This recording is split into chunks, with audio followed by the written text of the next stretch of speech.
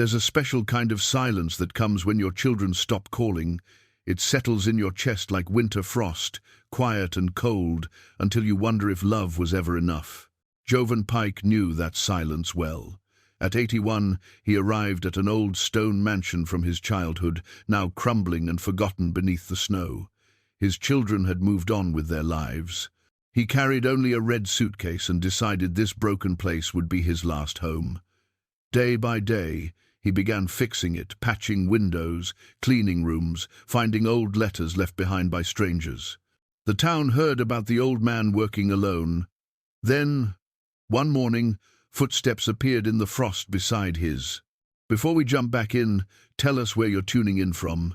And if this story touches you, make sure you're subscribed, because tomorrow I've saved something extra special for you. The highway stretched endlessly before him, a ribbon of black cutting through fields of white. Joven Pike kept both hands on the steering wheel of his old Buick, though the road was nearly empty. The windshield wipers swept back and forth in a steady rhythm, clearing away the light snow that had begun falling an hour ago. In the passenger seat sat his red leather suitcase, the same one he'd carried on his honeymoon 47 years earlier. Everything else he owned had been sold, donated, or left behind in the modest ranch house where he'd raised his children alone. His hand moved unconsciously to his coat pocket, fingers finding the familiar weight of his grandfather's brass pocket watch. He pulled it out, thumbed open the cover. The hands were frozen at 3:47, had been for years. He'd been meaning to get it fixed, but somehow the stillness of it felt appropriate now. Time had stopped for him in certain ways, or at least that's how it seemed when the phone calls from his children grew shorter, then less frequent, then stopped altogether. Margaret was 43 now, a corporate lawyer in Boston with a corner office and a view of the harbor. She'd always been the serious one, even as a girl reading thick books while other children played outside, organizing her dolls by height and hair color. After her mother died, Margaret had become even more determined, as if success could fill the hollow space left behind. Joven was proud of her, fiercely so, but somewhere along the way, she'd learned to keep the world at arm's length, including him. Their last conversation 6 months ago had been brief. She was preparing for a major case. She'd call back later. She never did. Daniel, his middle child, had moved to Seattle 12 years ago to work for a tech company whose name Joven could never quite remember. Something to do with cloud storage, though Joven still wasn't entirely sure what that meant. Daniel had married young, divorced quietly, and threw himself into work the way some men throw themselves into drink. He sent a Christmas card every year with a generic printed message and no personal note. Last year's card had arrived in February, forwarded from his old address. Joven had studied the photo of Daniel standing alone in front of the Space Needle, trying to read something in his son's forced smile. Sarah, his youngest at 37, taught American literature at a university in Chicago. She'd inherited her mother's gentle nature and love of poetry. Of the 3 children, she'd stayed closest the longest, calling every Sunday evening for years after Anna died. But even Sarah had drifted away. Her husband traveled constantly for work. She was busy with academic committees and research papers. The calls became every other week, then monthly, then stopped. The last time Joven had heard her voice was on his 80th birthday, when she'd left a voicemail apologizing for missing his call, promising to try again soon. He hadn't told any of them he was leaving.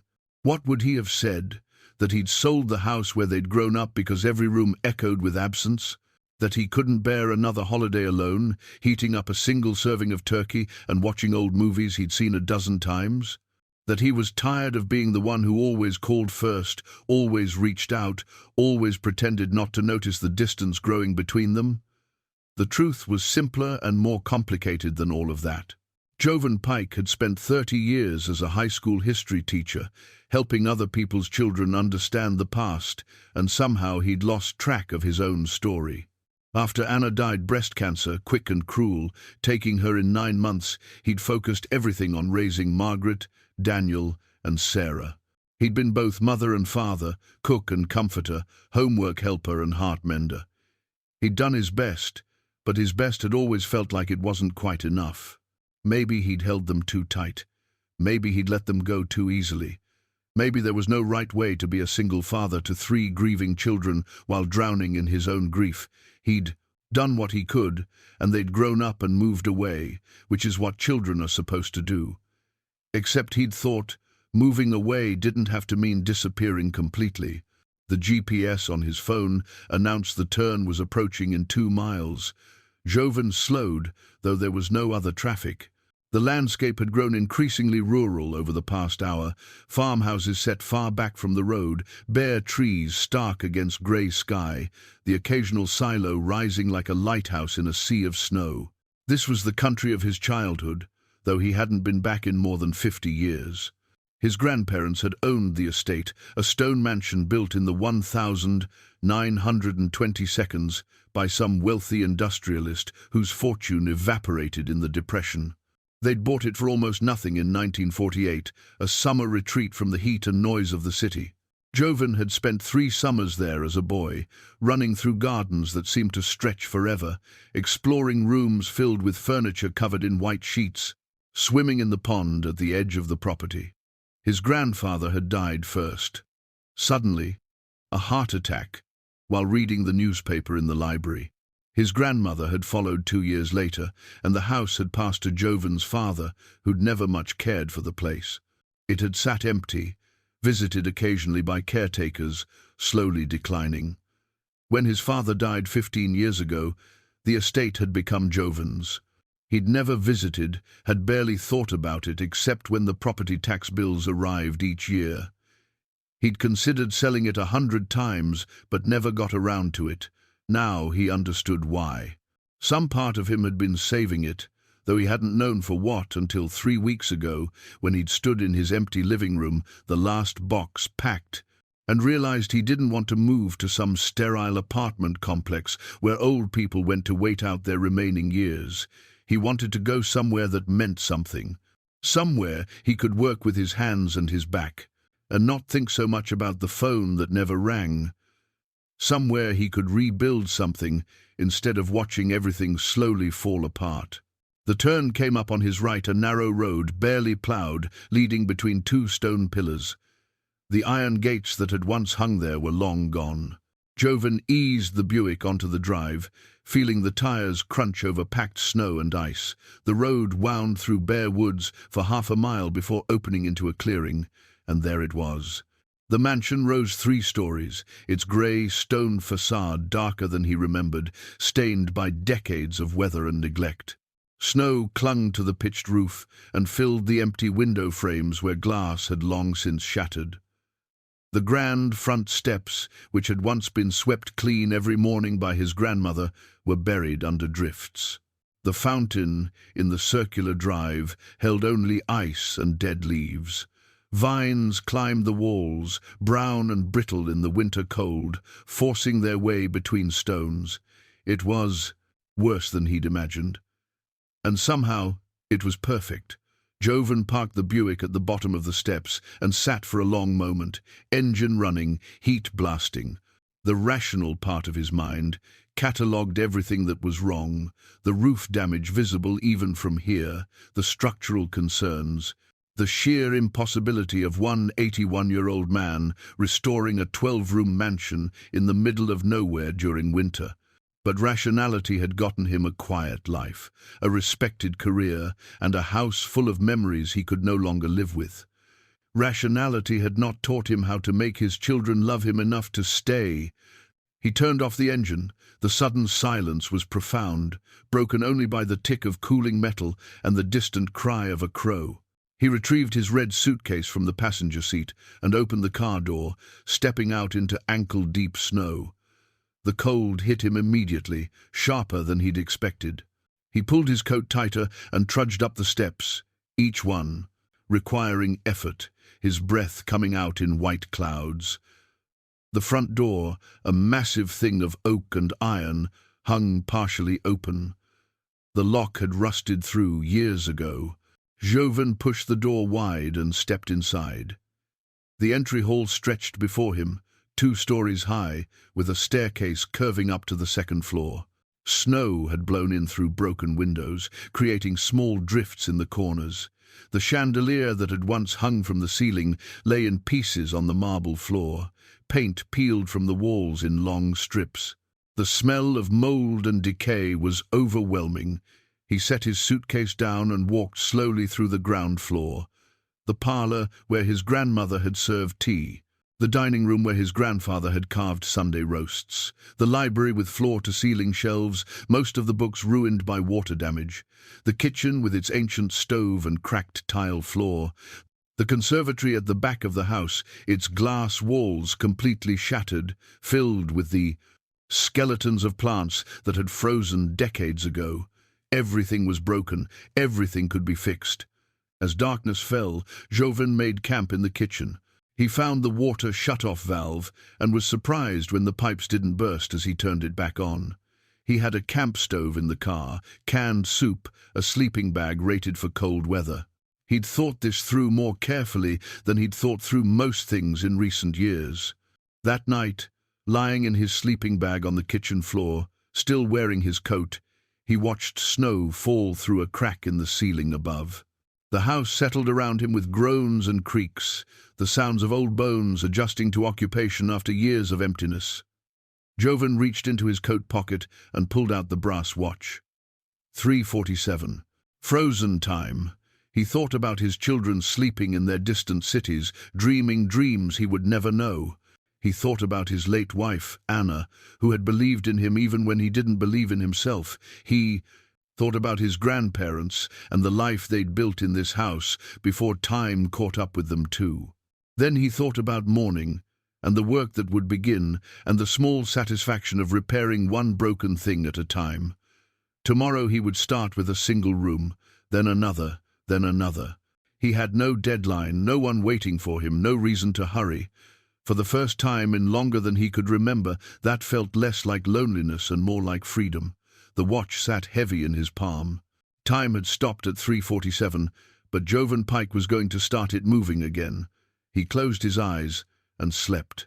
Morning came with pale sunlight filtering through broken windows, painting patterns across the dusty floor. Joven woke stiff and cold, every joint protesting as he pushed himself upright. His breath misted in the frigid air. The sleeping bag had kept him alive but not comfortable. He was 81 years old, and his body made sure he remembered it each morning. He heated water on the camp stove for instant coffee, drank it black while standing at the kitchen window. Outside, the ground stretched away in white silence. He could see the edge of the pond in the distance, frozen solid. Beyond that, woods. Beyond that, nothing but miles of countryside and the small town his grandmother used to drive to for groceries. What was it called? Millbrook. Population maybe 1,000, if that. After coffee came the work of exploring. Not the quick tour of last night, but a real assessment of what he'd gotten himself into. Joven started with the first floor, moving room by room, mentally cataloguing every crack, every stain, every broken thing. He found mouse nests in the corners and evidence of raccoons in the dining room. The hardwood floors were warped in places where rain had come through the ceiling. Some of the wallpaper hung in strips, revealing horsehair plaster underneath. But the bones of the house were solid. The foundation appeared sound. The stone. Walls had withstood decades of neglect. This was a place built to last, back when people constructed houses as if their great-grandchildren would live in them. By noon, he'd worked his way to the study, a wood-paneled room on the east side of the house. Heavy curtains, rotted through, still hung at the windows. A massive desk dominated the space mahogany, carved with intricate details along the legs. His grandfather had bought the desk with the house, part of the original furnishings. Joven tried the drawers. Most opened easily enough, revealing old pens, paper clips turned to rust, yellowed stationery. The bottom right drawer stuck. He pulled harder, feeling something give, and it slid open with a screech of wood on wood. Inside, wrapped in oilcloth, was a bundle of letters. He lifted them carefully. The oilcloth had protected them from the worst of the moisture. The envelopes were addressed in elegant script to Mrs. Eleanor Whitmore at this address. The return addresses were various, some from New York, some from addresses overseas. Military postal codes. Joven carried the bundle to the window where the light was better. He unwrapped the oilcloth and selected the first letter, postmarked July 1943. The paper was brittle but legible. "My dearest Eleanor," it began, "France is not what we expected. I cannot tell you where exactly, but know that I am well and thinking of you always. The men speak of home with such longing. I tell them about our house, about the gardens you tend, about James learning to ride his bicycle in the drive. These memories are what keep us going." The letter was signed, "All my love, Samuel." Joven read another, then another. The story emerged slowly, pieced together from these fragments of the past. Samuel and Eleanor Whitmore had lived in this house. They had 2 sons, James and Robert. When the war came, both boys had enlisted. Samuel had written to Eleanor regularly, letters full of love and worry and hope that the war would end soon so they could all be together again. One letter, dated November 1944, was different in tone. "My darling, I received word today that I cannot bring myself to write. James was killed in Belgium 3 weeks ago. I only learned of it now. I do not know how to tell Robert when I see him next. I do not know how to come home and face the emptiness. Our beautiful boy, gone. I know you are reading this, and your heart is breaking as mine is broken. We will bear this together, somehow. We must." Joven set the letter down, his hands trembling. He sat in the desk chair, heedless of the dust, and pressed his palms against his eyes. He hadn't expected this. Hadn't expected to stumble into someone else's grief while drowning in his own. He read the remaining letters. Robert had survived the war and come home. Samuel had eventually returned too. But the letters from Eleanor to Samuel, he found a few drafts she'd never sent, revealed a woman trying to hold her family together while mourning, a son she'd never see again. One draft, written in pencil on the back of a grocery list, simply read, "How do we live in this house, knowing he will never walk through the door again? How do I set the table for 3 when it should be 4? Joven understood that question better than he wanted to. He found a final letter, dated 1953, from Robert to his mother. "Dear Mom, I know you and Dad have decided to leave the house. I understand why you can't stay there anymore. Too many memories of James in every room. I wish things were different. I wish I could visit more, but my work keeps me in California and Mary's family is here. Please know that I love you both, even if the miles between us make it hard to show." So they'd left. Eleanor and Samuel had abandoned this house because their grief was too heavy to carry within its walls. And Robert, the surviving son, had stayed away because returning meant confronting what had been lost. Joven sat in the silent study as afternoon light faded. He thought about James Whitmore, killed at 19 in a war fought an ocean away. He thought about Eleanor, tending gardens for a son who'd never come home. He thought about Samuel, writing letters from the front while his world collapsed. He thought about Robert, caught between duty to his parents and the need to build his own life somewhere else. Different circumstances, same outcome. Families scattered, houses abandoned, love not enough to overcome the weight of loss and distance. But there was something else in these letters too. A desperate, defiant hope. Eleanor writing about spring bulbs she'd planted, determined to see them bloom. Samuel describing stars over France and promising to show them to James someday, even after James was gone, as if hope itself could resurrect the dead. Robert promising to visit, even though he never did, because the promise mattered. Joven carefully rewrapped the letters in the oilcloth and placed them back in the drawer. He stood, joints, protesting, and walked to the window. Snow had started falling again, light flurries that wouldn't amount to much. The grounds were empty. No children would ever play there again. No one would gather for summer parties or Christmas dinners, unless he made it so. The realization struck him with unexpected force. He'd come here thinking he was running away, finding a place to hide from his own failures as a father. But Eleanor and Samuel had run too, and their running had solved nothing. The house had simply sat empty, holding its grief like a tomb. What if instead of running, he stayed? What if instead of hiding, he rebuilt? Not just the walls and windows and floors, but something bigger. A place that said, despite everything, despite loss and distance, and all the ways families break apart, there could still be home. There could still be welcome. He didn't know if his children would ever come. Didn't know if Margaret would ever soften, or Daniel would ever open up, or Sarah would ever find time in her busy life. But he could make a place for them anyway. He could repair this house the way he'd failed to repair the damage in his own family. And if they never came, well, at least he'd have tried.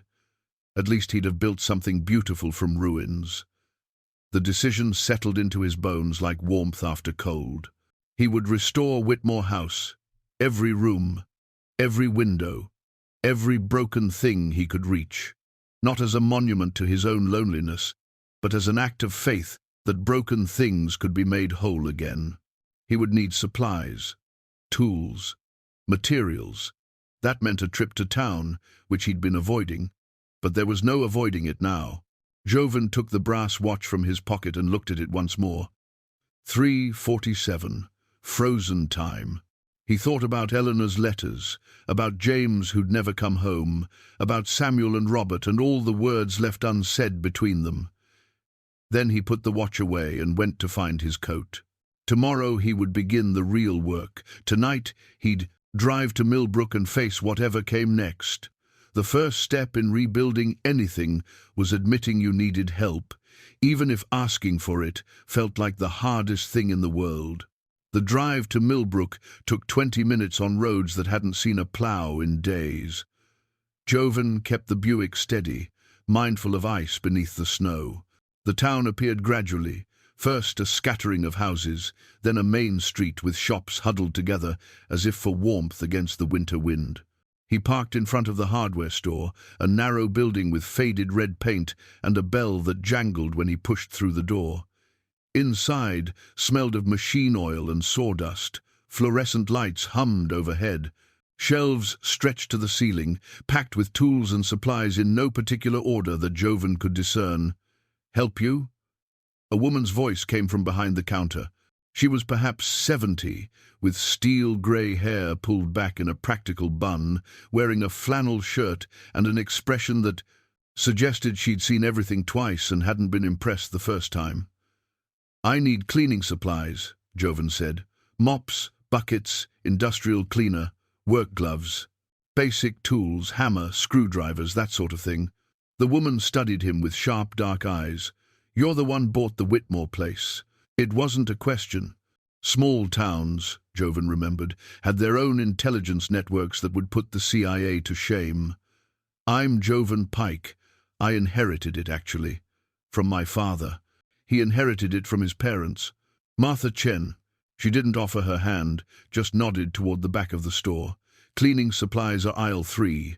Tools are along the wall. You planning to fix that place up yourself?" "That's the idea." Martha made a sound that might have been amusement or skepticism. "You know it's got 12 rooms and the roof's half gone." "I've seen the roof." "You know you're 80 if you're a day?" 81. "And you think you can restore a mansion by yourself in the middle of winter?" Joven met her gaze. "I think I can try." Something shifted in Martha's expression.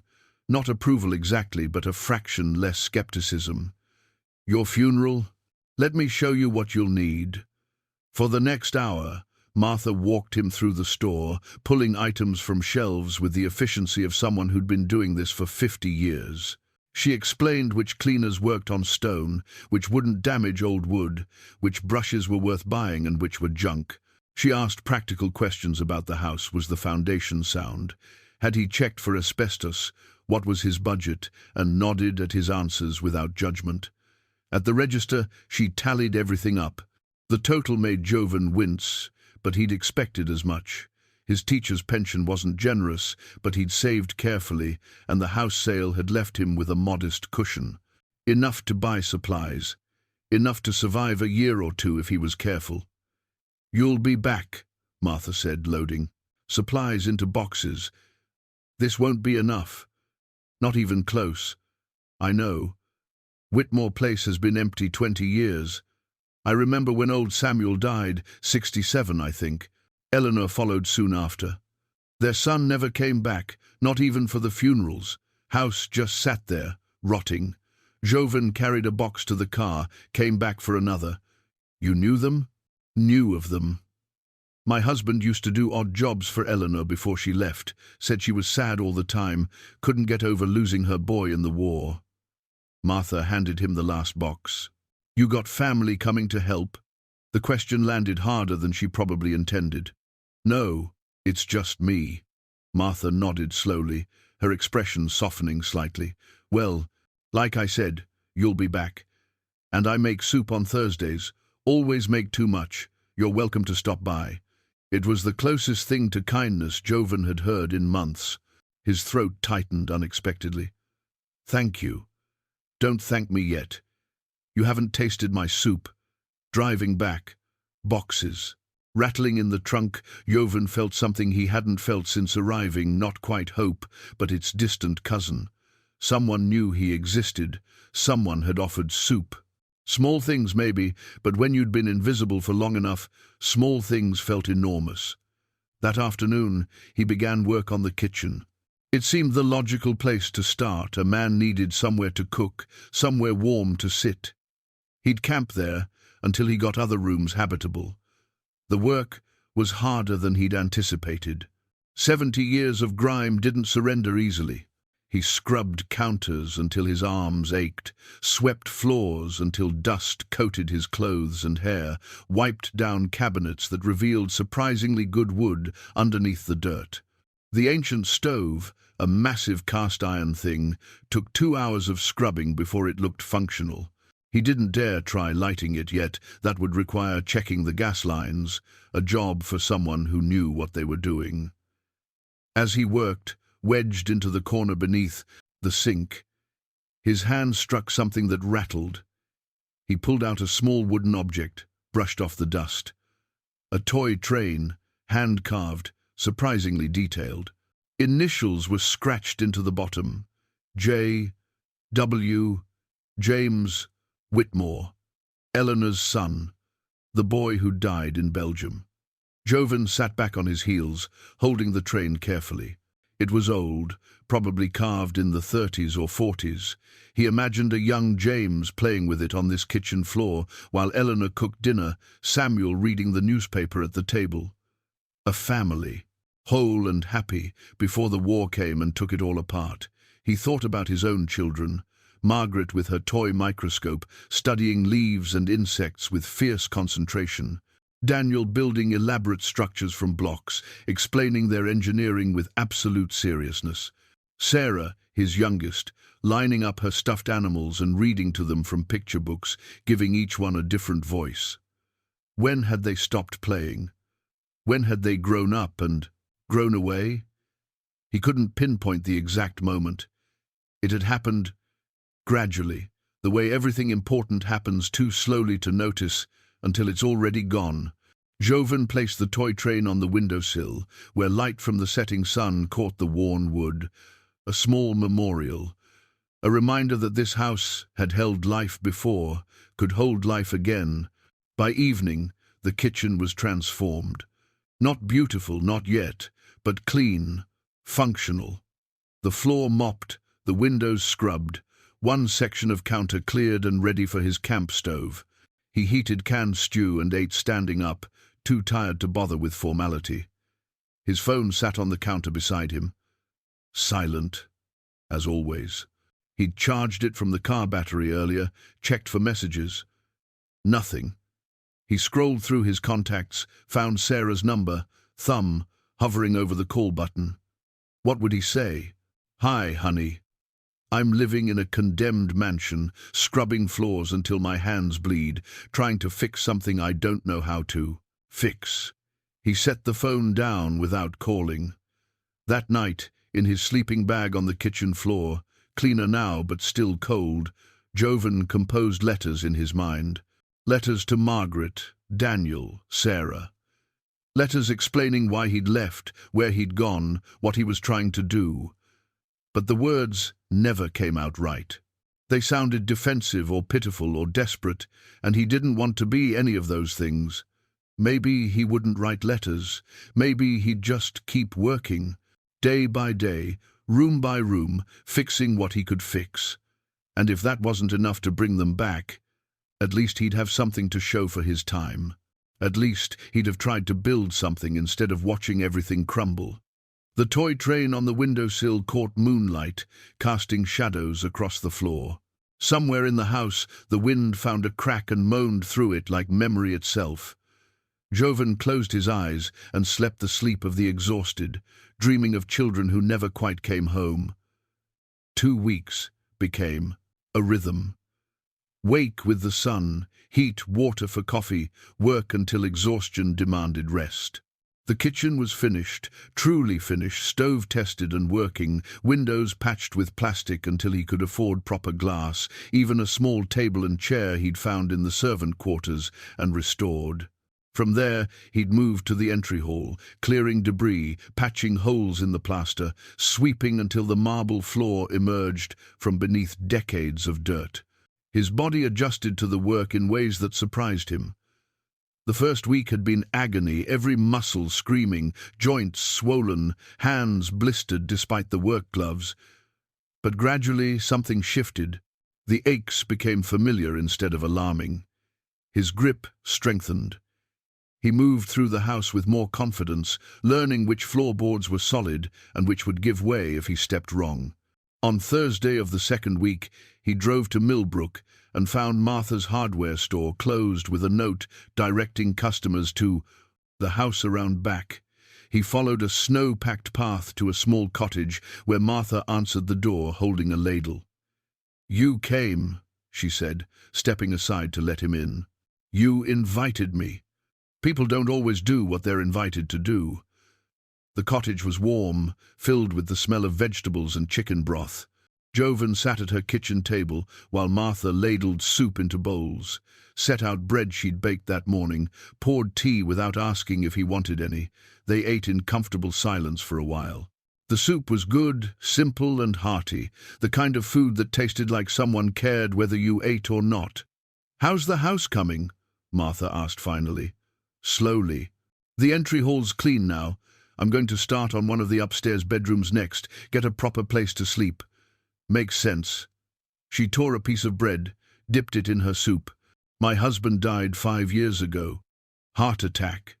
Just dropped in the store one afternoon, gone before the ambulance arrived." Joven set down his spoon. "I'm sorry.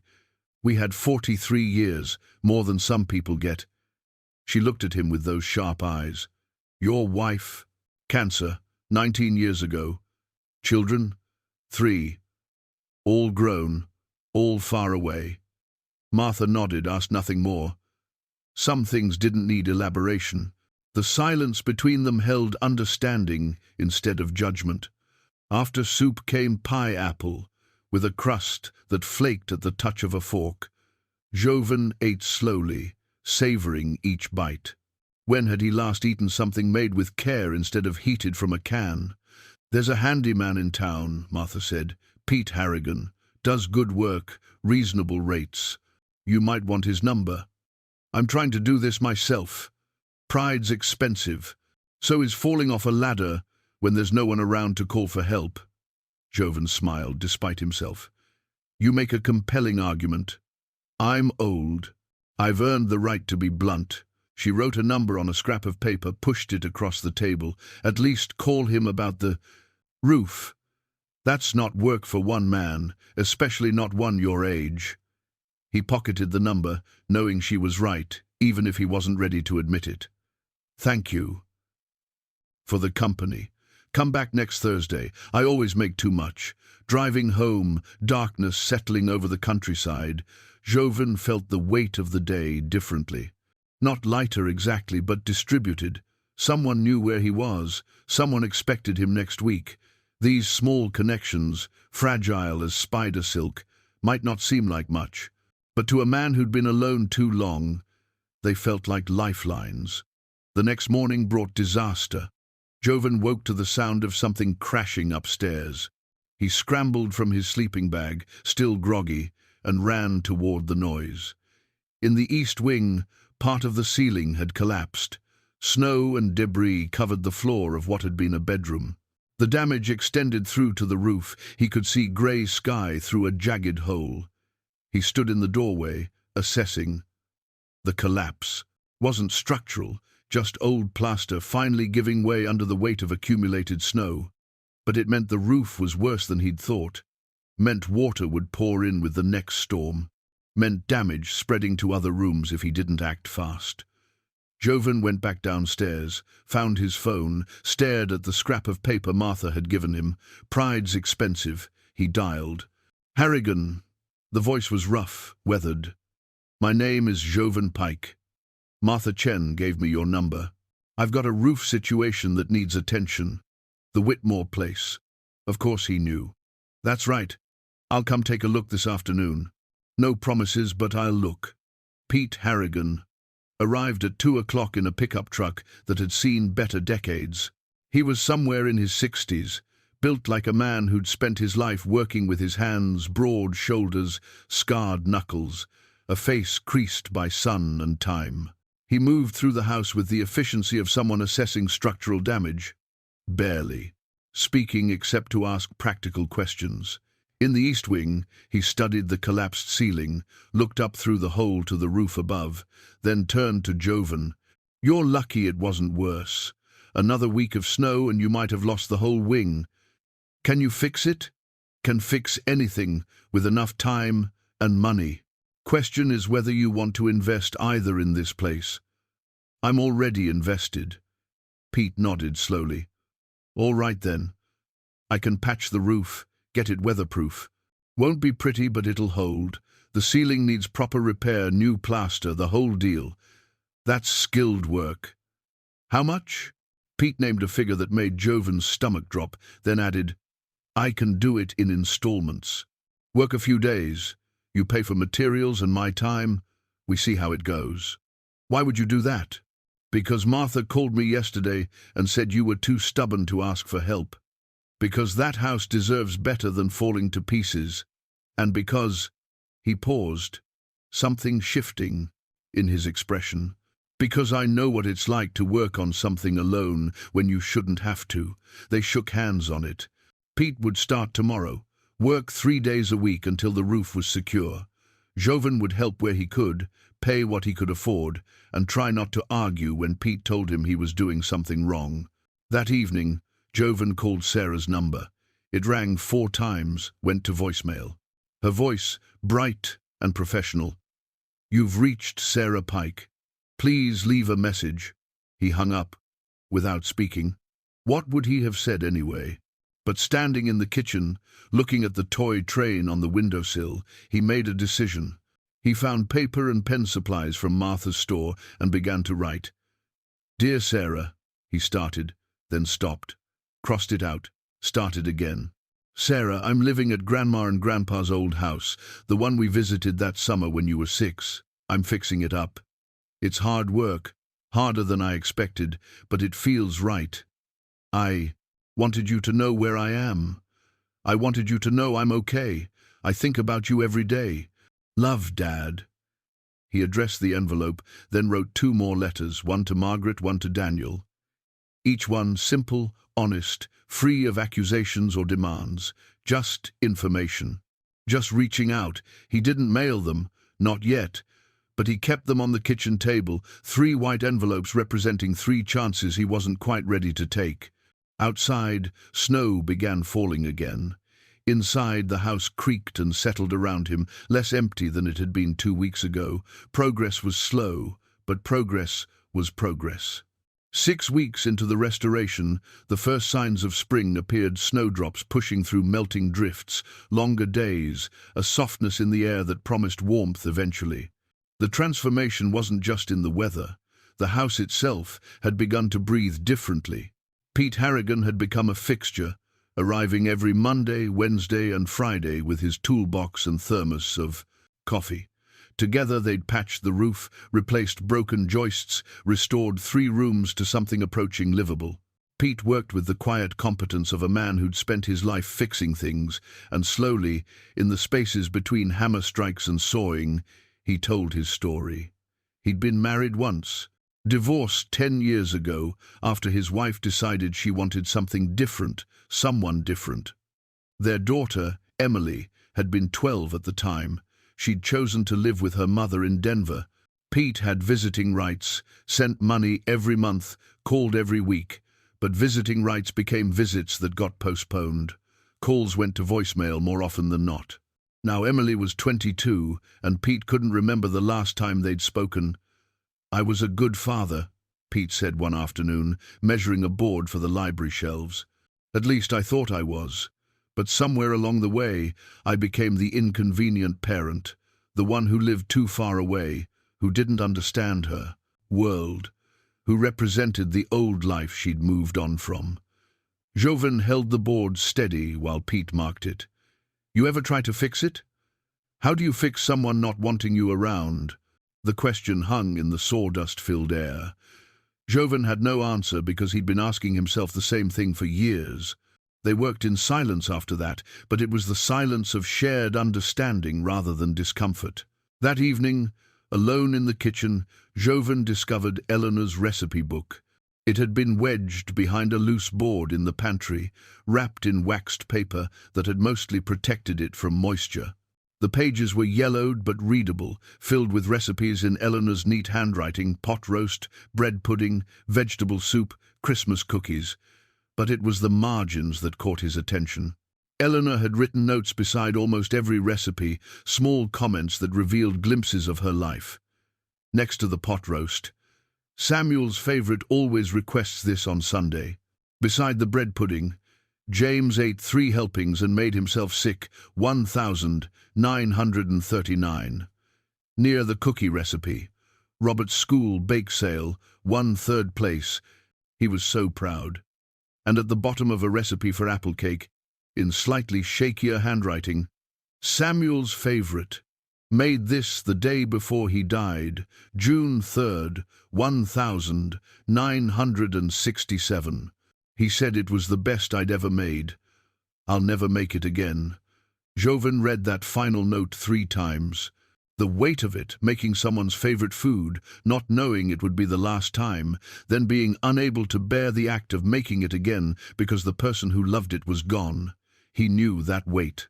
After Anna died, he'd avoided her favorite things for years. Her perfume, her music, her raspberry tea that sat untouched in the cupboard until he finally threw it away a decade later. Not because these things hurt too much, but because they hurt exactly the right amount, and he hadn't known how to let himself feel it. On impulse, Joven checked the recipe. He had flour, sugar, butter. The town market would have apples and cinnamon. He could make this cake. He could bring Eleanor's recipe back to life in the kitchen where she'd written it. The next day was Thursday. He drove to Millbrook, bought the ingredients, stopped at Martha's for soup, as had become their routine. Over bread and broth, he told her about the recipe book. "You're going to bake?" Martha raised an eyebrow. "I used to bake with my wife. After she died, I baked with my kids. Sarah especially loved it. We'd make cookies every Sunday afternoon. She'd stand on a stool by the counter, so serious about getting the measurements exactly right." "When did you stop?" "When she didn't need a stool anymore. When she started having homework and friends and things more interesting than baking cookies with her father." He smiled, but it hurt. "I should have kept asking. Maybe she would have said yes." Martha refilled his tea. "Maybe she would have. Maybe she wouldn't have. You can't know now. All you can do is what you can do today." Back at the house, Joven laid out the ingredients on the kitchen counter, the recipe book open beside them. Pete showed up while he was preheating the oven. The ancient beast finally worked reliably after days of tinkering. "What's all this?" Pete asked. "Apple cake. You're staying for dinner." "I don't." "You're staying." Pete grinned. "Yes, sir." They worked together, Joven, mixing and measuring, while Pete finished installing the last library shelf, the smell of cinnamon and apples gradually filling the house. When the cake came out, golden and perfect, Joven felt something close to triumph. A small domestic victory, maybe, but it mattered. This house, empty for so long, now held warmth and food, and the kind of simple pleasure that made life worth living. Martha arrived at 6 with a casserole, claiming she'd made too much. Joven suspected she'd made it specifically for them, but he didn't argue. The three of them ate at the kitchen table, the first proper meal in this house in decades. Over cake and coffee, Martha mentioned the town's spring festival. It's nothing fancy, just vendors in the square, music, food. But the Whitmore place used to host a garden party every year. People in town still talk about it. Eleanor's gardens were famous. Joven looked out the window at the overgrown grounds. Somewhere, under all those dead vines and weeds, were Eleanor's gardens. Another restoration project. Another impossible task. "When's the festival?" he asked. "June 21st. Summer solstice. 3 months." Joven did the math with Pete's help. They could have the conservatory finished by then. Maybe even start on the gardens. It was ambitious, probably foolish. But standing in his restored kitchen, sharing food with people who'd become friends, Joven felt something he hadn't felt in years. He felt capable. That night, he took out the 3 letters he'd written weeks ago. Read them again, added a few lines to each. Then he addressed fresh envelopes and included something new. A photo he'd taken on his phone of the kitchen, cleaned and bright, the toy train visible on the windowsill. Underneath he wrote, "This is what I'm building, a place to come home to, for anyone who wants to come home." He drove to town and dropped the letters in the post office mailbox before he could change his mind. 3 white envelopes disappearing into the slot, carrying words he'd held back for too long. Walking back to his car, Joven noticed the evening sky clear and vast, stars beginning to emerge in the dusk. The same stars Samuel had written about from France, the same stars Eleanor had watched while waiting for her boys to come home, the same stars that shone over Boston and Seattle and Chicago, where his children looked up at the same sky without knowing their father was looking too. He drove back to the house, parked in the circular drive, where the fountain still sat frozen and forgotten. Tomorrow he'd start, on the conservatory. Tomorrow he'd begin clearing the gardens. Tomorrow he'd take another step toward creating something worth coming home to. But tonight he sat in the warm kitchen and ate another slice of Eleanor's apple cake, perfect and sweet, a recipe brought back from silence. Outside, the first spring peepers began their chorus in the distant pond. Inside, the house settled around him with creaks that sounded less like protest and more like welcome. 8 weeks in, and the gardens revealed themselves slowly. What Joven had taken for dead brambles turned out to be rose bushes, dormant but alive. Beneath layers of rotted leaves, stone pathways emerged like the bones of some ancient creature. And in the center of what had once been the main garden, half buried in soil and vines, he found a bronze bell. It took Pete and him an hour to dig it free. The bell was heavy, about the size of a dinner plate, with a clapper that still moved when shaken. Someone had inscribed words around the rim. Joven cleaned away decades of tarnish with metal polish until he could read them. "All who wander are not lost. Ring to find your way home. Garden dinner bell," Pete said, examining it. "Used to call folks in from the grounds. My grandmother had one. Said in the old days, estates like this would ring it at sunset, let everyone know it was time to come back to the house." Joven turned the bell in his hands, feeling its weight, its purpose. A way to call people home. He thought about his letters, sent 2 weeks ago, met with silence. No responses, No calls, no acknowledgement they'd been received. Maybe they'd been thrown away unread. Maybe his children had looked at his words and felt nothing. Maybe the distance between them was too great for letters to bridge. But he had this bell now, and he had a house that was becoming something worth returning to. They hung it on the front porch that afternoon, suspending it from an iron bracket Pete fashioned from scrap metal. When it was secure, Joven pulled the rope. The sound rang out across the valley, clear and strong, echoing off the stone walls of the house, carrying through the greening woods and across the pond where ice had finally melted. It was the first time that bell had rung in probably 50 years. The first time this house had called out to the world in decades. Martha heard it from town, 5 miles away. She told Joven later that she'd been in her kitchen and stopped what she was doing, went to the window, listened. "Thought I was imagining things," she said.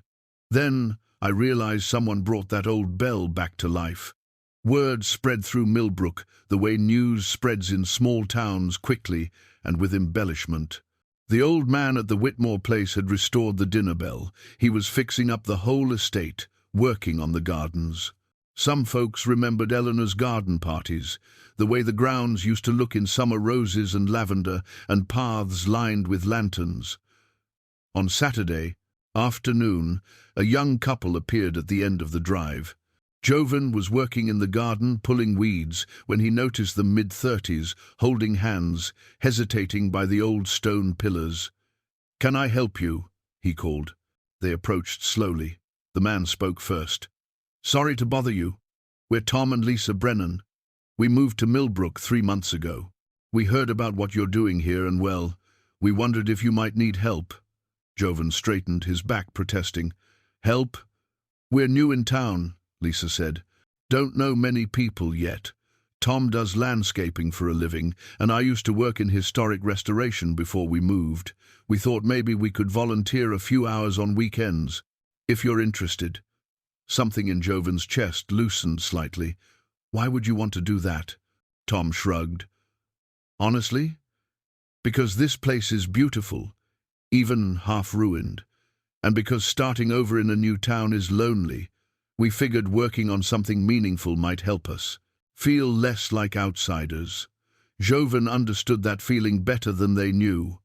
"All right then, if you're serious, I could use the help." They were serious.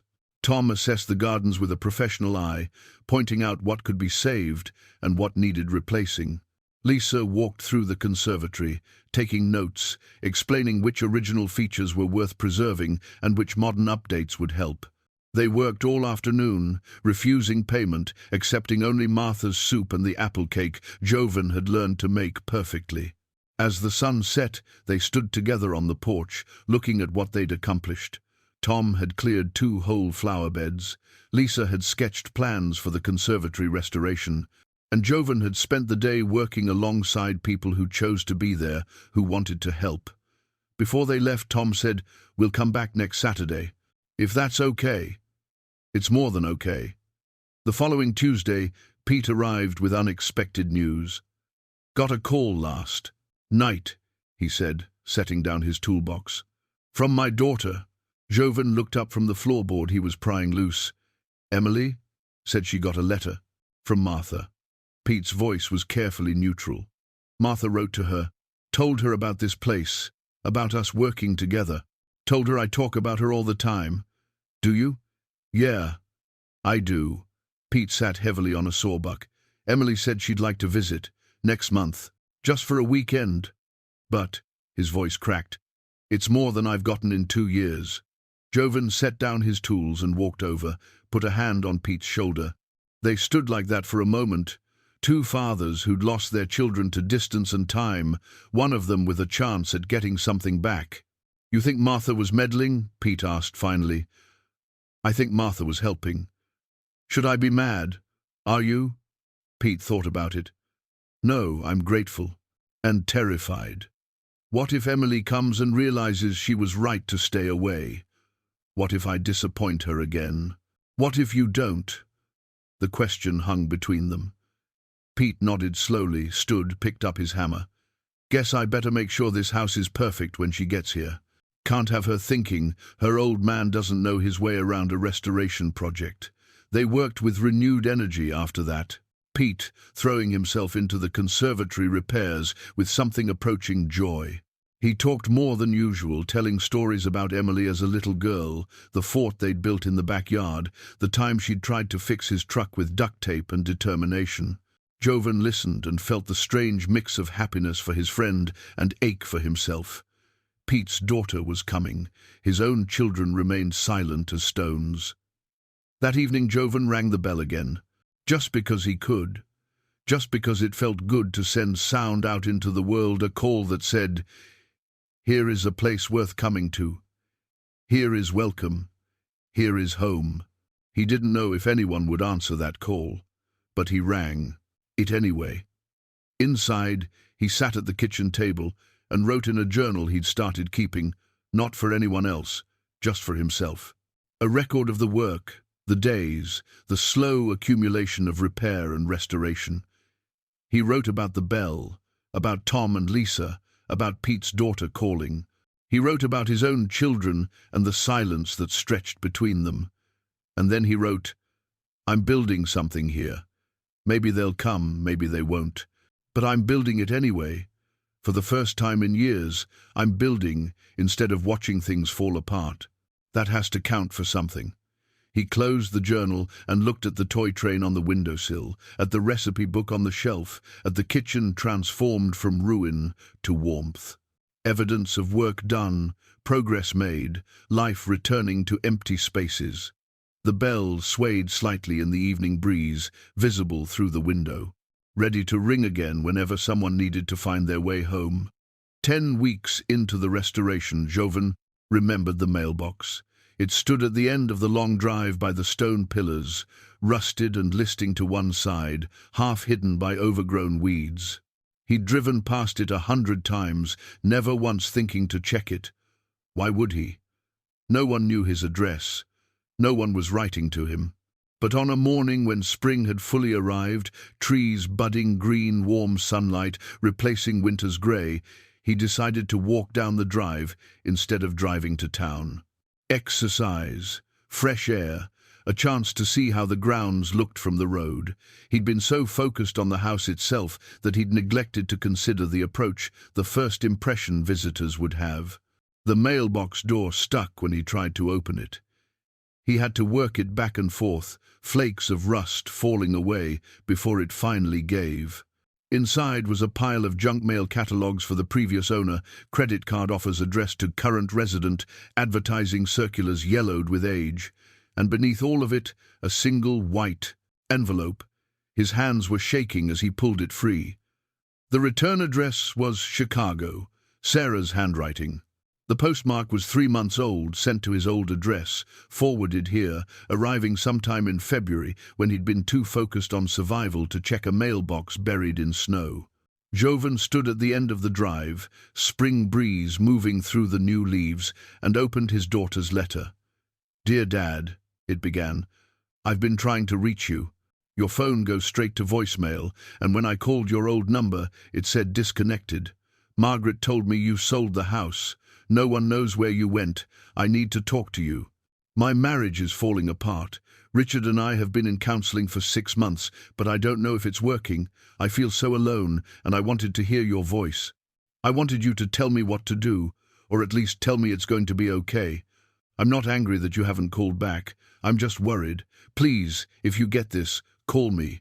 I love you, Sarah." The letter slipped from his fingers, caught by the breeze, skittered across the gravel. Joven retrieved it, read it again, then a third time. 3 months. She'd written this 3 months ago. She'd been trying to reach him, needed him, and he'd been here rebuilding a house while his daughter's life was falling apart.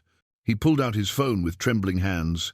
The phone he'd bought to replace his old one, the one he'd set up hastily before leaving, never bothering to properly transfer his number or update his voicemail or make sure it was working correctly. He'd been so focused on his own isolation that he'd accidentally made himself unreachable. He called Sarah. It rang twice, then went to voicemail. Her voice the same as always. You've reached Sarah Pike. Please leave a message. Sarah, it's Dad. I just got your letter. I'm so sorry. His voice broke. Please call me back. He tried Margaret next. She answered on the fourth ring, her voice clipped and professional. This is Margaret Pike. Margaret, it's your father. A pause. Dad, what number is this? I got a new phone. I'm sorry I didn't. Do you have any idea how worried we've been? Her voice was cold, the tone she used in courtrooms. You sold the house, disconnected your phone, and disappeared. Daniel thought you might be dead. Sarah's been calling hospitals. I didn't mean to worry anyone. I moved to… Where? Where did you move to that required cutting off all contact with your family? I'm at Grandpa's old house, the estate. I'm fixing it up. Another pause. Longer this time. The house in the middle of nowhere that's been abandoned for decades? That house? Yes. Why would you? She stopped, took a breath. He could hear her composure cracking. We thought you didn't want to hear from us. When your phone stopped working and you didn't leave a new number, we thought you were done with us. The words hit like physical blows. What? No. I would never. Then, why didn't you tell us where you were going? Why didn't you make sure we could reach you? Joven sank down onto the gravel, his back against the mailbox post. Because I thought you were done with me. The calls had stopped. The visits stopped. I thought I was becoming a burden, someone you had to check on out of obligation. I thought if I disappeared quietly, it would be easier for everyone. Easier? Margaret's voice rose. You thought it would be easier to let us think we'd lost you. I'm sorry. I'm so sorry. I got Sarah's letter today. It was sent months ago, but I didn't check the mailbox. I didn't think anyone would write. Of course we would write. Of course we would call. You're our father. Her voice cracked now, the professional veneer gone. You don't get to just leave without saying goodbye. You don't get to decide we're better off without you. Can I talk to Sarah? Her letter said, her marriage is a mess. She's been drowning, and the one person she wanted to talk to had vanished. Margaret paused. I'll tell her you called. But Dad, you need to fix this. You need to actually try this time, not just disappear when things get hard. I will, I promise. Good. She hung up. Joven sat in the gravel for a long time, phone in his hand, letter clutched in the other. He'd thought he was the abandoned one, thought he was the father left behind by children too busy for him. But from their perspective, he'd disappeared without warning. He'd cut off contact, sold the family home, and vanished into the countryside. They'd tried to call. His phone hadn't worked properly. They'd tried to write. He hadn't checked the mailbox. The silence he'd interpreted as rejection had been confusion and worry on their end. He'd been so wrapped up in his own loneliness that he'd created more of it. Daniel called an hour later. Dad? Daniel, I'm so sorry. Where the hell are you? His son's voice was tight with anger and relief. Do you know what it's like to call your father's phone and get nothing? To drive by his house and see it sold? We thought you were dead, or sick, or I'm at Grandpa's estate, I'm fixing it up. I should have told you. I should have made sure my phone worked. I thought… He stopped. I thought you didn't want to hear from me. Why would you think that? Because the calls stopped. Because years went by and no one visited. Because we're all busy and stupid and took you for granted, Daniel said. Because I was ashamed to call after my divorce and tell you I'd failed at marriage. Because it was easier to stay away than face you and admit my life wasn't perfect. But that doesn't mean I stopped loving you. That doesn't mean I wanted you gone. The words broke something in Joven's chest. I didn't know. Well, now you do. And you're going to stay where you are. And you're going to keep your phone on. And you're going to answer when we call. Understood? Understood. Good. I have to go. But Dad, I'm glad you're alive, even if you're an idiot. That evening, Pete found Joven sitting on the front porch, staring at nothing. He sat down beside him without speaking, waited. I mailed letters to my kids, Joven said finally. Told them where I was, what I was doing, invited them to visit. But they'd already been trying to reach me for months. I just didn't know because my phone was broken and I didn't check the mailbox. The whole time I thought they'd abandoned me, they thought I'd abandoned them." Pete was quiet for a moment. "What are you going to do?" "I don't know. They're angry. They have a right to be. I disappeared without warning. From their perspective, I ran away." "Did you?" Joven thought about it. Maybe I was running from being a burden, from getting old and needy, from asking for help. You're asking for help now, here, with this house. That's different. Is it?" Martha arrived with dinner, as she often did now. She took one look at Joven's face and set down her casserole dish. "What happened?" He told them both about the letter, the calls, the misunderstanding that had grown like mold in the dark space between him and his children. When he finished, Martha nodded slowly. "So you made a mistake, several mistakes. You're 81, not dead. You can fix mistakes. I don't know how. The same way you've been fixing this house," she said. "One piece at a time. You can't undo the past 3 months. You can only build from where you are now." That night, Joven wrote new letters to each of his children. Different letters this time. Honest about his mistakes, his fears, his realization that he'd been wrong about so many things. He apologized for disappearing. He explained about the house, the work, the slow rebuilding of something that had been abandoned.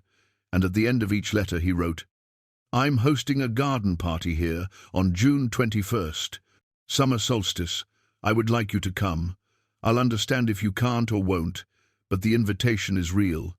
And the door is open. All who wander are not lost. Come find your way home." He mailed the letters the next morning. 3 white envelopes carrying words that mattered, sent to children who might or might not respond. It was all he could do. The rest was up to them. 12 weeks into the restoration, May arrived with warmth and purpose. Joven worked with renewed urgency now, not frantic but focused. June 21st was 6 weeks away. The garden party would happen whether his children came or not, because the work itself had become important beyond his original intentions. The conservatory had become his obsession. Pete shared that obsession, understanding without words that this room half destroyed, beautiful even in ruin, represented something larger than glass and iron. They worked together, stripping old frames, measuring for new panes, reinforcing the structure so it wouldn't collapse under the weight of another winter. Tom spent his Saturdays clearing the gardens, following what he could find of Eleanor's original design. He discovered rose bushes that had survived decades of neglect, their roots deep and stubborn. He found stone benches buried under ivy. He unearthed a sundial with the inscription mostly worn away, only the words time and garden still legible. Lisa researched historical records at the library, finding photographs of the estate from the 1952. She brought them to Joven one Thursday evening, spreading them across the kitchen table. There was Eleanor's garden in full bloom, roses and lavender, pathways lined with boxwood, the conservatory glowing in summer twilight. "This is what it looked like," Lisa said, her finger tracing the layout. "We can recreate this. Not exactly, but close enough." Joven studied the photographs, seeing his grandmother as a young woman standing among the flowers, Samuel beside her in a white shirt and suspenders. In another photo, 2 boys ran through the gardens, their faces blurred by motion and time. James and Robert, caught in a moment of joy before war and loss, changed everything. "Let's do it," he said. Word spread through Millbrook that the Whitmore place was planning a garden party. The news moved through the hardware store, the diner, the post office, gathering momentum and volunteers. People Joven had never met stopped by offering help. An elderly woman brought seedlings from her own garden, the same varieties Eleanor had grown, saved through generations. A retired contractor looked at the conservatory and suggested structural improvements. A high school music teacher asked if the party would need musicians, the house filled with activity and life. On any given day, half a dozen people might be working on different projects. Martha organizing supplies, Pete installing windows, Tom planting flowers, Lisa directing the overall restoration with an architect's eye for detail. It was exhausting. It was glorious. 2 weeks before the party, Joven was working in the attic, sorting through boxes left by previous owners when he found a photograph in an old frame. The glass was cracked, but the photo intact. A family standing on the front steps of the house. Summer, probably 1985, judging by the clothes. A younger Joven, still dark-haired, Anna beside him, radiant in a sundress. And 3 children, Margaret, serious even at 13, Daniel grinning at 10, Sarah at 7 holding a stuffed rabbit. Joven didn't remember this photo being taken. Couldn't remember that visit at all, though clearly they'd come here, stood on these steps, smiled for the camera. His father must have taken the photo, must have packed it away after that summer. How many other moments had he forgotten? How many visits and conversations and small joys had slipped through the gaps in memory? He carried the photo downstairs, cleaned the glass carefully, and placed it in the conservatory, where light from the new windows illuminated it. His family, frozen in time, preserved in this house that was supposed to be just a summer retreat, but had instead witnessed so many crucial moments. That evening, he wrote in his journal, "Found a photo today. We came here once, all of us together. I don't remember it, but the photo doesn't lie. We were happy. We were whole. I want to believe we can be again, even if differently. Even if we can never go back to that summer day on the steps." He added the photo to the new letters he was writing, longer letters this time, including details about the restoration, about Pete and Martha and Tom and Lisa, about the community that had formed around this project. He wrote about Eleanor's recipes and James's toy train and the dinner bell that rang each evening at sunset. "I'm not asking you to fix the past," he wrote to each child. "I'm inviting you to see the present, to see what I've built from ruins, to see that even broken things can be made beautiful again." He mailed the letters, along with copies of the photograph. 3 envelopes, carrying memories and hope in equal measure. Pete's daughter, Emily, arrived on a Saturday in late May. Joven watched from the conservatory as Pete's truck pulled up, as a young woman got out, as father and daughter stood looking at each other across 3 feet of gravel and 2 years of silence. Then Emily stepped forward and hugged her father, and Pete's shoulders shook with sobs he'd been holding back for too long.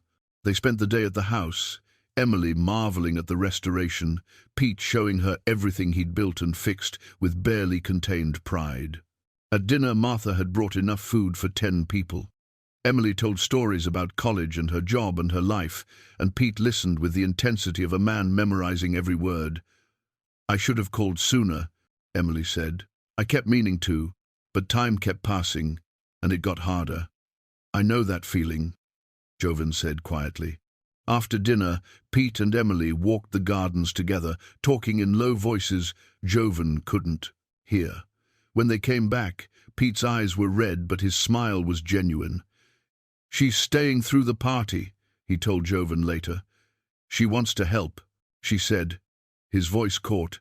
"She said she's proud of me, of this work, of what we've built." Joven gripped his friend's shoulder. "Good. That's good." The final 2 weeks blurred together in a rush of work. The conservatory came together piece by piece, new glass installed, framework painted, the floor restored to gleaming tile.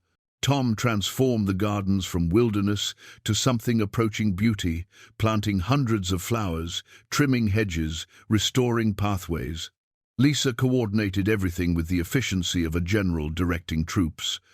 Martha organized the food, recruiting other women from town who remembered Eleanor's garden parties and wanted to recreate the magic. They planned a menu from Eleanor's recipe book, her pot roast, her famous apple cake, her lemonade made with honey instead of sugar. Tables were borrowed from the church. Chairs appeared from various attics and basements around town. Someone donated tablecloths. Someone else provided lanterns to line the pathways. The entire community had invested in this party, in this restoration, in the idea that beautiful things shouldn't be allowed to die. 3 days before the party, Joven received a phone call. "Margaret. Dad, I got your letters.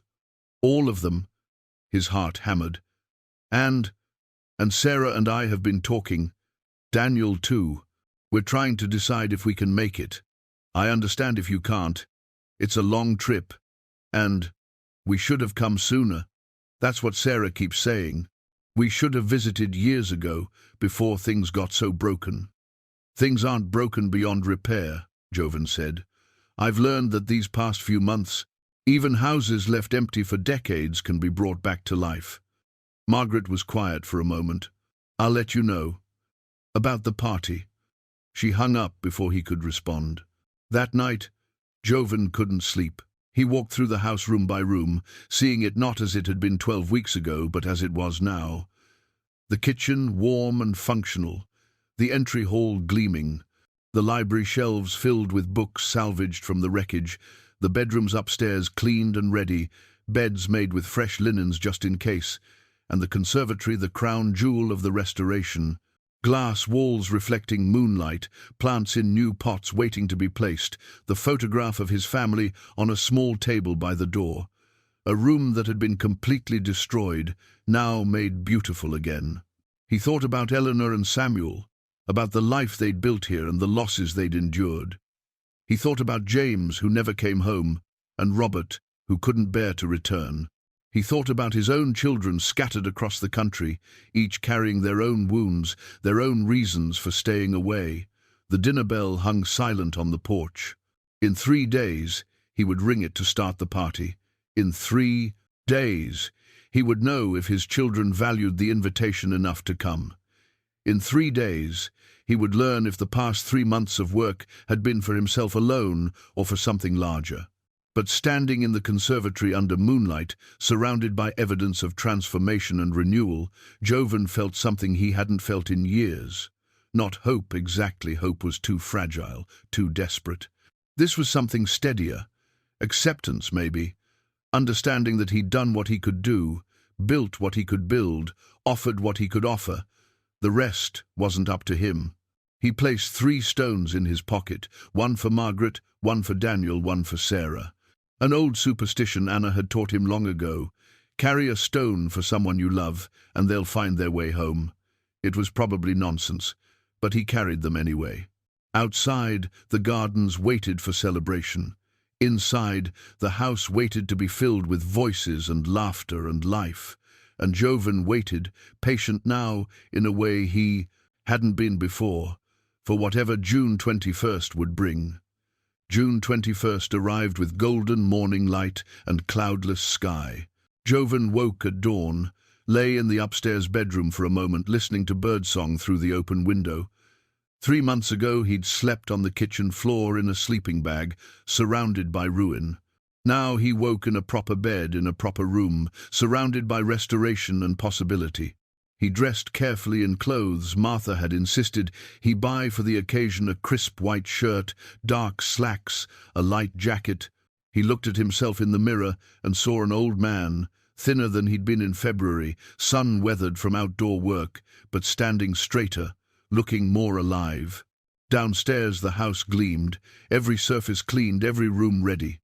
He walked through slowly, running his hand along the banister Pete had refinished, pausing in the library where books now lined the shelves, stopping in the conservatory where morning light turned the glass.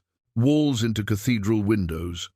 On the small table by the conservatory door sat the family photograph from 1985. Beside it he placed Eleanor's letters, the toy train, and the recipe book. Small artifacts of lives lived in this house, connections across time. The stones were still in his pocket, one for each child. He touched them like a talisman. By 9 o'clock, people started arriving to help set up. Martha directed operations from the kitchen, marshalling volunteers like a beloved commander. Pete and Emily worked together, stringing lanterns along the garden paths. Tom made final adjustments to the flower beds, ensuring everything was perfect. Lisa arranged tables and chairs with an artist's eye for composition. Joven found himself mostly watching, overcome by the sight of so many people working together to create something beautiful. His project had become their project. His restoration had become a community celebration. At noon, Martha found him standing alone by the fountain now. Cleaned and running, water cascading over stones that had been dry for decades. "How are you holding up?" she asked. "I don't know what I'm feeling. That's allowed. What if they don't come?" Martha squeezed his arm. "Then you still have this house, these gardens, these people who showed up. That's not nothing." He nodded, not trusting his voice. By 2 o'clock, everything was ready. Tables set with white tablecloths including Eleanor's pristine linen with Whitmore 1942 embroidered on the border, food arranged on serving platters, flowers in vases, musicians tuning instruments in the shade of an old oak tree. The gardens transformed into something Eleanor herself might have recognized, not exactly as they were, but close enough to honor her vision. Townspeople began gathering, elderly couples who remembered the original parties, young families curious about the restored estate, everyone dressed in summer clothes and bringing covered dishes despite Martha's insistence. That food was handled. Pete found Joven at 2:30. "Emily wants to know where you want the gift table." "Gift table?" People brought things. "Housewarming presents, they're calling them." Joven's throat tightened. "I didn't expect. I know. But that's what community does.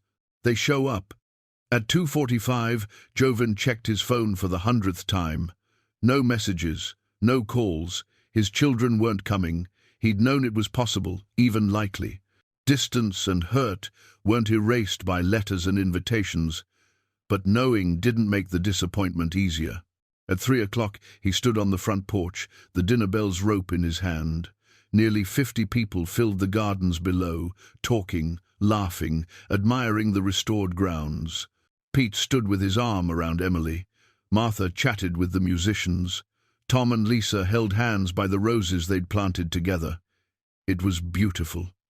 It was enough. It had to be enough. Joven pulled the rope. The bell rang out across the valley, clear and strong, calling everyone home. The conversations quieted. People turned toward the house, smiling, waiting for him to speak. He'd prepared words, but they dissolved in his throat. Instead, he said simply, "Thank you for helping me bring this place back to life, for showing me that broken things can be made whole, for being here." Applause rippled through the crowd. The musicians began to play something soft and sweet that drifted through the gardens like memory made audible.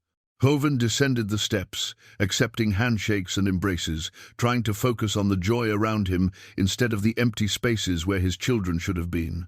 He was grateful. He was heartbroken. He was both at once. At 3:30, he stood by the fountain talking with an elderly woman who remembered Eleanor's roses, only half listening to her stories, when he heard a car engine on the drive. His heart stopped. A sedan appeared between the stone pillars, moving slowly up the gravel road. Then, another car behind it. Then a third. The woman beside him kept talking, but Joven couldn't hear her anymore. Couldn't hear anything over the rushing in his ears. The first car stopped at the bottom of the steps. The door opened. Sarah stepped out. She looked older than he remembered, tired around the eyes, her hair pulled back in a ponytail. She wore a simple blue dress and carried a small overnight bag. She stood by the car, looking up at the house, and her hand went to her mouth. Then the second car's door opened, and Margaret emerged elegant in a tailored pantsuit, her expression carefully controlled but her eyes already wet. The third car's door opened, and Daniel got out. He reached back and lifted a small boy from a car seat, maybe 3 years old, with Daniel's dark hair and curious eyes. Joven's children stood at the bottom of the steps, looking up at him, and he stood frozen on the garden path, one hand touching the stones in his pocket, unable to move or speak or breathe.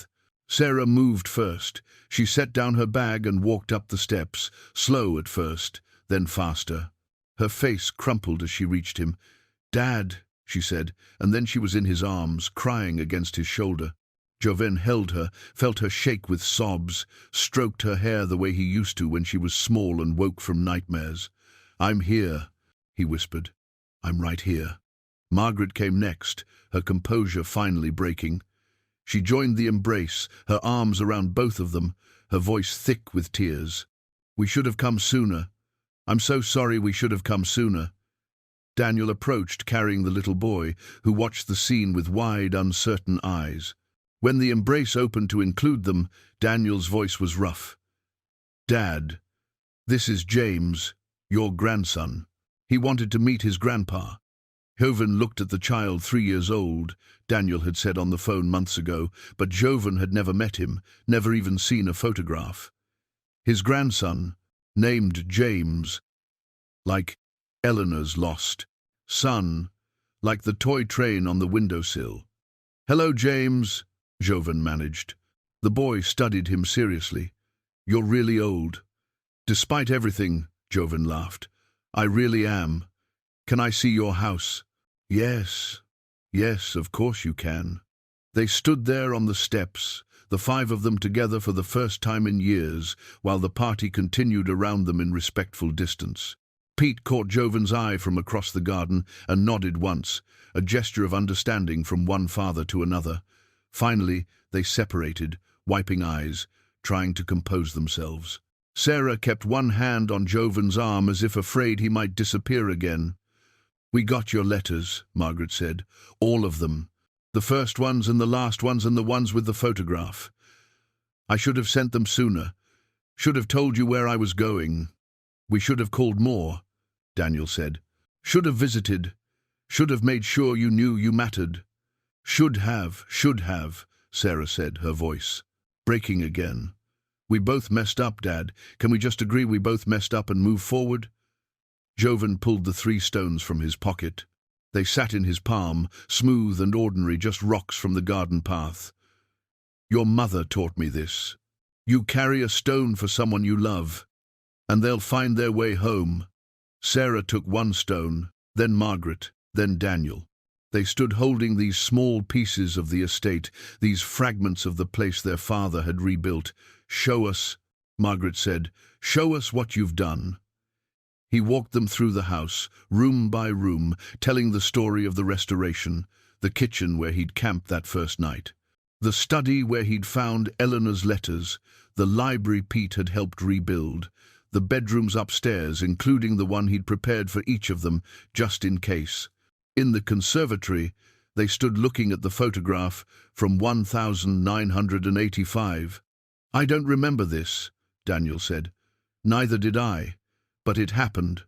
We were here, together." Sarah picked up the toy train. "What's this?" "It belonged to a boy named James Whitmore. He died in the war. His mother kept this house for years after he was gone, but she couldn't stay. Too many memories." "Like our house," Sarah said quietly. "After Mom died. Too many memories." "Yes, but I learned something here. Memories don't have to be painful. They can be gifts, connections across time." Little James tugged on his father's hand. "Can we go see the party?" They walked outside together, and Joven introduced his children to the community that had helped him. Martha hugged each of them fiercely. Pete shook their hands, Emily beside him smiling. Tom and Lisa welcomed them with the warmth of people who understood what family reunions meant. The party resumed, but different now, not just a celebration of a restored house, but of a restored family. The musicians played, and children danced on the lawn. Food was shared, stories told, laughter rising into the evening air. As the sun began to set, painting the sky gold and pink, Joven stood with his 3 children in the garden. Little James was asleep in Daniel's arms, exhausted from running through paths and chasing butterflies. "I'm not asking for everything to be perfect," Joven said. "I know we have work to do. I know there's still hurt and distance to overcome. But I'm asking for this, for chances, for trying, for not giving up on each other." Margaret took his hand. "We're here, Dad. We came. You came, he echoed. Sarah leaned against his shoulder. Can we stay the week? I don't have to be back until next Monday. There are beds ready. There's always been beds ready. Daniel shifted James in his arms. Then we'll stay. The dinner bells swayed gently in the evening breeze. Around them, lanterns began to glow as darkness approached. Music drifted through the gardens Eleanor had planted so long ago. And Joven Pike, 81 years old, stood surrounded by his children in a house he'd brought back from ruin and felt something he'd thought was lost forever. He felt home. Evening settled over the estate like a blessing. The party gradually wound down guests, departing with hugs and promises to visit again, musicians packing instruments, tables being cleared by volunteers who refused to let Joven help. Martha kissed his cheek before leaving. Pete and Emily waved from Pete's truck, father and daughter heading home together. In the conservatory, Joven sat with his children as twilight deepened into night. Little James slept on a cushioned bench covered with Daniel's jacket. Lantern light flickered through the glass walls, casting soft shadows. They talked, really talked, for the first time in years. Sarah told him about her marriage, about the counselling that was slowly helping, about the fear that she'd end up alone, like he'd been. Margaret admitted she'd thrown herself into work to avoid dealing with loneliness, that her corner office felt emptier than she'd ever acknowledged. Daniel confessed that after his divorce he'd been ashamed to call, afraid of disappointing the father who'd raised 3 children alone without complaining. I complained, Joven said. Just not where you could hear me. Were we difficult? Sarah asked. You were human. You were children who'd lost your mother. I was a father who'd lost his wife. We did the best we could. Was it enough? Margaret's voice was small, younger than her 43 years. Joven thought about that. It got us here.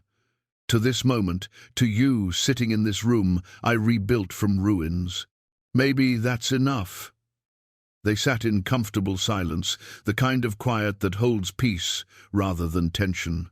Through the windows, the gardens glowed with lingering lantern light. I was angry when you disappeared, Margaret said finally. Angry that you didn't trust us enough to tell us you were struggling. I didn't want to be a burden. You're our father. You're allowed to need things. I'm learning that, Joven said. This house taught me.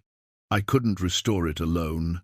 I needed Pete and Martha and Tom and Lisa and dozens of people from town. I had to learn to ask for help, to accept it when offered. Daniel shifted, careful not to wake James. We need to talk about practical things, about making sure you're okay out here, about staying in touch properly. I fixed my phone, Joven said with a slight smile, and I checked the mailbox now. We'll visit, Sarah said, regularly. Not just promises, actual visits. Once a month, we'll rotate. One of us will come. You don't have to. We want to, Margaret interrupted. We should have wanted to before. We were selfish and blind, and we're not going to be that way anymore. Little James stirred, opened his eyes, looked around confused. Daniel lifted him. Hey, buddy, you fell asleep.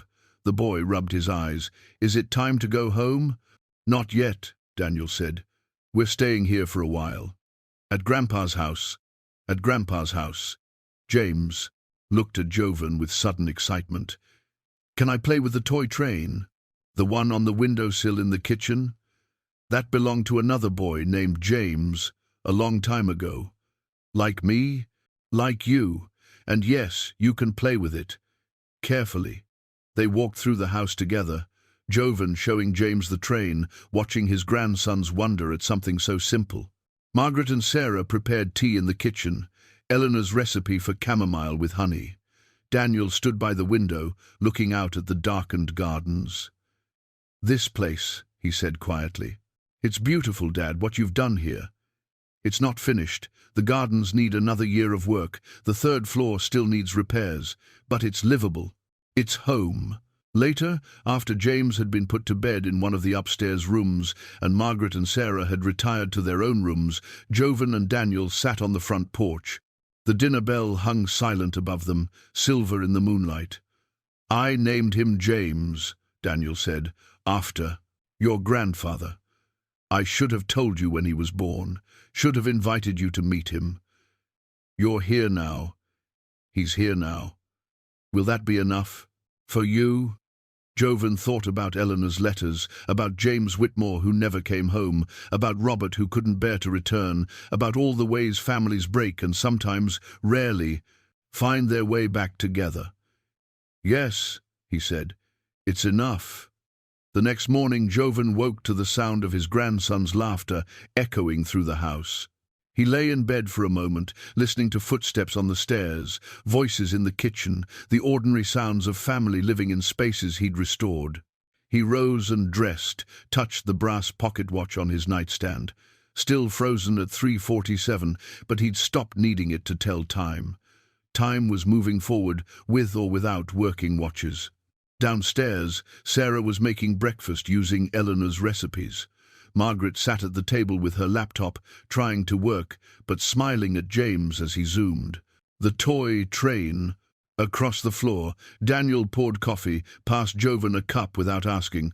"Morning, Dad," they said in various iterations. "Morning," he replied, and sat down at the table in his restored kitchen, surrounded by his children, and felt the weight of 3 months of work settle into something like peace. Through the window, he could see the gardens needing attention, the fountain running clear, the conservatory gleaming in morning light. So much work ahead still. But work shared was easier than work done alone. That evening, as his children prepared dinner together, laughing, arguing about whose turn it was to chop onions, pulling recipes from Eleanor's book, Joven walked outside and rang the dinner bell. Its sound carried across the valley, over the gardens and pond, through the woods and toward town. A call to come home, a promise that home was worth coming to. Inside, his family waited. Outside, the estate stood solid and beautiful, testament to what could be built from ruins. And Joven Pike, 81 years old, walked back through the door he'd restored with his own hands into a house full of voices and life, and understood finally that some broken things could be made whole again. Not perfect, not unchanged, but whole enough to matter, whole enough to call home.